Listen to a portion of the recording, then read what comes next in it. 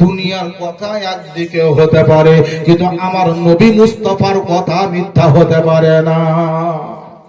বুঝতে বা জানতে পারা যায়নি, এরই জন্য সাহাবী রাসূল আমার নবীর কাছে গেলেন, ইয়া রাসূলুল্লাহ,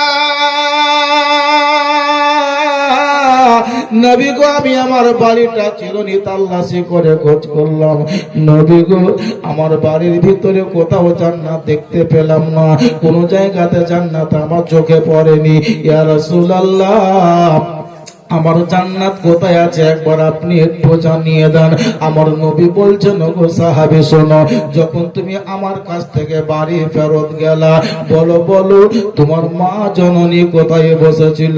ওই সাহাবী কেঁদে কেঁদে বলছেন, ইয়া রাসূলুল্লাহ, আমার মা আমাকে কতই না ভালোবেসেছিল। আমি যখন যুদ্ধের জন্য বেরিয়েছিলাম, আমার মা আমাকে আলবিদা জানিয়েছিল, আমার মা আমাকে বিদায় দিয়েছিল। আমার জননী মা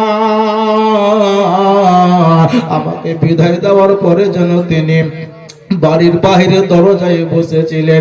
ইয়া রাসূলুল্লাহ, আমার মা আমাকে যখন বাড়ি থেকে বিদায় দিলেন, যুদ্ধের জন্য রওনা হলাম, নবী গো, আমার মা আমাকে কতই না ভালোবেসেছিল।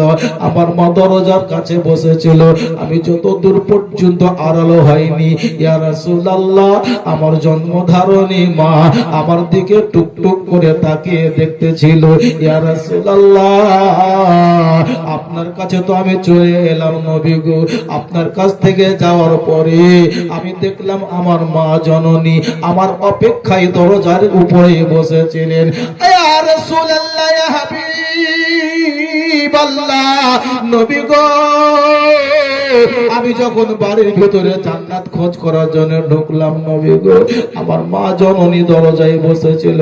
আমি আমার মায়ের ঘাড়ের উপরে হাত রেখে ভিতরে প্রবেশ করলাম। ইয়া রাসূলুল্লাহ, নবী বলছেন, ওরে পাগলা সাহাবী শোন, তুই তোর মায়ের ঘাড়ে হাত দিয়ে প্রবেশ করিসনি, বরং তুই তোর জান্নাতের চৌখাটের উপরে হাত রেখে বাড়িতে ঢুকেছি।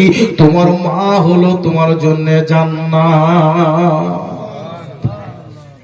মায়ের